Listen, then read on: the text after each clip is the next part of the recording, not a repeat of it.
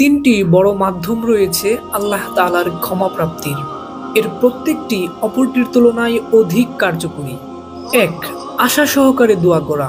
আল্লাহ সুবহানাহু ওয়া তাআলা বলেন, হে আদম সন্তান, তুমি যদি আমার কাছে দোয়া করো এবং আশা রাখো, তাহলে আমি তোমাকে ক্ষমা করে দিব এবং আমি কারোরই পরোয়া করি না। দুই, বেশি বেশি ইস্তিগফার পাঠ করা। আল্লাহ সুবহানাহু ওয়া তাআলা বলেন, হে আদম সন্তান, যদি তোমার পাপসমূহ আকাশের মেঘ পর্যন্ত পৌঁছে যায়, অতঃপর তুমি আমার কাছে ক্ষমা ভিক্ষা করো, তাহলে আমি তোমাকে ক্ষমা করে দিব। তিন, তাওহীদ। এর মানে হলো সেই ব্যক্তি তার দিনকে শুধু আল্লাহর জন্য নির্ভেজাল রাখবে।